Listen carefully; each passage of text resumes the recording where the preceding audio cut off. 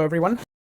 Welcome to the next part in the heart lecture, which is cardiac output. As you can imagine, cardiac output really measures the functionality of the heart. It measures how effective the heart is. And of course, the main job of the heart is to pump blood. So cardiac output is defined as the amount of blood that's being ejected from the ventricle into the respective vessels, right? Either the aorta from the left ventricle or pulmonary trunk from the right ventricle.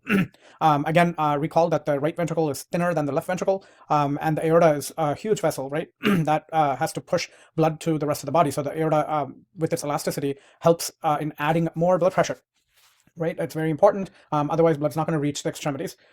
So cardiac output is defined by two parameters, right? It is the product of stroke volume multiplied by heart rate. So stroke volume by definition is milliliters per beat, right? So that is basically the amount of blood that, one second, I'm getting my laser pointer. It's the amount of blood per beat multiplied by heart rate is obvious, number of beats per minute. So regulation of heart rate is something that we've already seen, right? We saw that the sympathetic nervous system increases heart rate. We're going to see more mechanisms that control heart rate briefly, but we got a good glimpse into those details, right? How epinephrine or norepinephrine increases heart rate, and how does acetylcholine affect heart rate, right? So we've seen all of that. So we're going to go deeper into stroke volume. How is stroke volume regulated? And then in the end, remember to bring this all together. Hopefully I will be able to bring it all together for you. So there are three main factors that regulate stroke volume. And again, there's a lot of space on the slide for you to take notes. So please take a lot of notes here. There's going to be quite a bit of detail coming your way. So in terms of preload, pre means before, right? So preload is referring to filling of the ventricles with blood, right? So preload can be seen as a measure of end diastolic volume. End diastolic volume. Diastolic means relaxation of the heart. End is obviously the finishing of that period.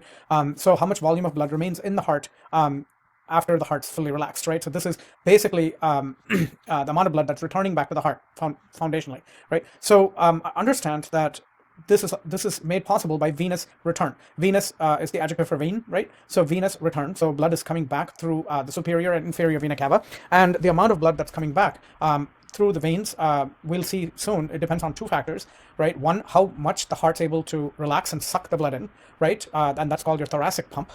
And the second is how well the veins get milked or squeezed, right? So veins are strategically placed between skeletal muscles, and veins are somewhat superficial compared to arteries. And the main reason for that being veins need to be milked. Veins need to be squeezed. And remember that we'll see this when we do blood vessels, but veins have valves that make sure that blood doesn't fall backwards, right? It only goes in one direction.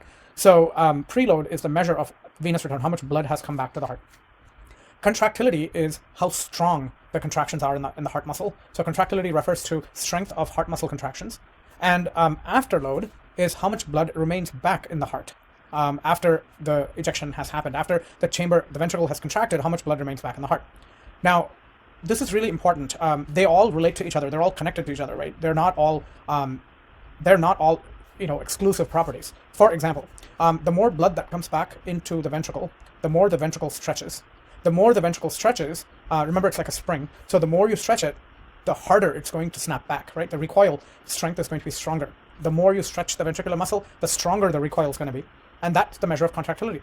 And stronger the contractility, think about it, the lesser the afterload is going to be, right? The amount of blood that's remaining back. If you have a really weak contraction in the heart, most of the blood's going to stay back, right? So that's why when the heart is weak, fluid accumulates in all your extremities. And also, remember that what also happens is most of the body doesn't get enough blood, right? So all that is absolutely crucial. That these are all connected to each other.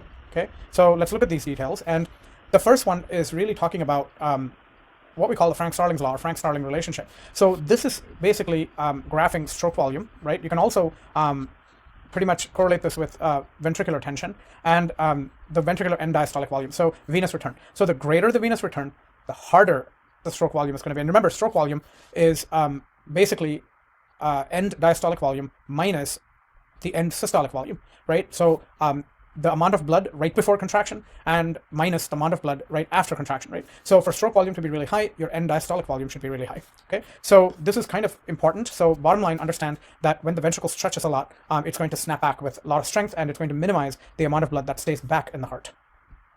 Okay, and this is sort of summarizing two important reflexes. You're going to be seeing lots of reflexes in the semester. Okay, so when you have increased venous return, the atria will stretch a lot more. that makes sense, right? More blood returning back to the heart. The atrial chambers are going to stretch. Remember, they're very thin, right?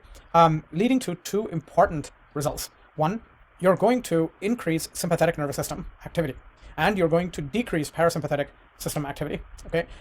And what that does, and of course parasympathetic is only going to affect heart rate, right? Whereas sympathetic is going to affect heart rate and contractility, right? And so you're going to lead to increased heart rate. Makes sense, right? More blood's coming to the heart should respond with stronger contractions to pump that amount of blood out, right? So when you have the opposite situation, let's say less amount of blood's coming to the heart, what that's going to do is you're going to have decreased stretch of arterial walls, and what that's going to do is, sorry, that's a spelling mistake there. It's not arterial, it's atrial walls, leading to also increased sympathetic nervous system activity, because what you want to do now, if less and less blood's coming back to the heart, that's an emergency situation, right? You don't want the heart to go through shock, right? Because the heart needs blood also. It's a very high metabolism tissue, right? So it's interesting how both increased and decreased venous return, right, can lead to increased sympathetic nervous system activity, right? So parasympathetic effects on the heart are minimal, right? They pretty much, parasympathetic leads to lowered heart rate. That's pretty much all it does, right? And it's mostly done to make sure that the heart doesn't burn out. So the previous reflex I told you is the Bainbridge reflex, and this is the baroreceptor reflex. Bar is a unit of pressure.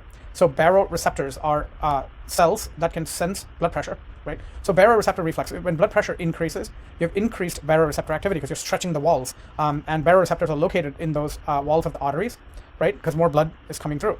And you're going to send messages to the cardiovascular centers in the medulla. You will increase, you'll end up increasing parasympathetic activity now, right? And you will decrease sympathetic activity. And what you want to do is you want to dilate blood vessels to bring blood pressure down, right? You don't want blood pressure to become too high, right? Whereas if blood pressure decreases, right, baroreceptors have a decreased activity, and that's going to show the opposite response. Now, of course, with the baroreceptor reflex, this is not initiated in the heart. Baroreceptors are found in the carotid artery, right, and in the aorta, right? So you're going to find baroreceptors in blood vessels. So these are messages going from blood vessels. So you need to keep that in context, right? Where is this message going from? So if blood vessels are receiving a lot of blood, you want to relax the heart. If blood vessels are receiving very little blood, you want more blood to come through, right? You want the heart rate and heart contractility to go up. So I know this is a very busy looking slide. Unfortunately, you need to know all of this. But if you walk through this really well, this should be a very helpful chart. So again, we have the atrial reflex, which is your Bainbridge reflex. And basically, if the venous return is higher, the atria will have more stretching, and that will increase heart rate, right? And that's going to increase cardiac output, which makes sense. More blood's coming to the heart. You want to pump it all up. So what factors affect stroke volume? How much blood returns back to the heart, right? That determines preload. And preload determines end diastolic volume. They're not all the same term, so please be careful. And end diastolic volume will determine stroke volume. So if I increase venous return, let's say I'm exercising, right? Skeletal muscle is going to milk the veins to push blood forward to the heart. Also, when you're exercising, you're breathing deeply, right? So the lungs are expanding. So remember that the heart membranes are fused to the lung membranes and to the diaphragm. So you're going to expand the heart, so the suction force is also going to be greater. So during exercise, both your thoracic pump and your muscular pump are working full time. And that's going to increase preload, which will increase your end diastolic volume, which will end up increasing your stroke volume. And also, increasing venous return during exercise will increase your Bainbridge reflex, which will increase heart rate, right? And you're turning on sympathetic nervous system, right? Which will again increase preload and increase all these factors further. So understand that sympathetic nervous system has three effects in the heart.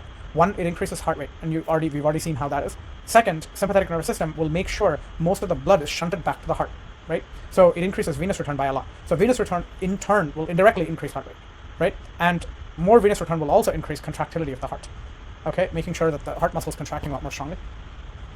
Now, in terms of contractility, again, autonomic innervation is sympathetic innervation, will end up decreasing end systolic volume, which will increase stroke volume further.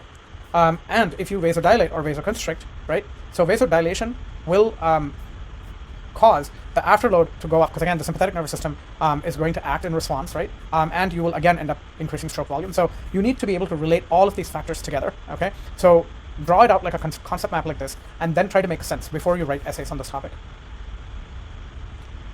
So I've already gone over exercise, right? So primarily, exercise will enforce Bainbridge reflex a lot, okay? And dehydration, where you have a loss of blood volume, right? That will lead to increased ADH release. Remember, ADH is also called vasopressin. Vasos, blood vessels. Pressin means increasing tension, right? It is So remember, ADH is a vasoconstrictor, systemic vasoconstrictor, and that will increase EDV. And increasing EDV will initiate both reflexes. Don't forget, because increased EDV will, you have to go through the atria, right? So the atria will stretch. So you will have the Bainbridge reflex also. So this is also why during dehydration your heart rate goes up, right? Significantly. So in the brain, the cardiovascular center is mostly in the medulla. Actually, it's only in the medulla, right? But the higher brain centers are able to communicate to the medulla, right? For example, the hypothalamus is the emotion autonomic connection, right? So if you're starting to feel anxious, your heart rate goes up because of the hypothalamus turning on the sympathetic nervous system, right? So understand that we have the cardiac acceleratory centers, and you also have the cardiac deceleratory centers. So the acceleratory centers are sympathetic, they will increase your heart rate. The deceleratory centers are your vagus nerve and its branches, which are parasympathetic, which will slow your heart rate down. This is just another picture from the same topic, right? So basically, how does exercise or dehydration affect cardiac output, right? So walk yourselves through this, okay? And ionotropic agents, these increase depolarization frequencies, right? So they increase heart rate, basically. And understand also that thyroid hormone will increase epinephrine receptor, it's permissive, and so you will end up increasing heart rate when thyroid hormone is high. Okay, so walk through this yourselves. It's an important chart. And we're done with cardiac output regulation. I will meet you with the next topic, which is blood vessels and regulation of blood pressure, which is also very interesting and very complex. So I will see you there, okay? Hello, everyone. Welcome to the next part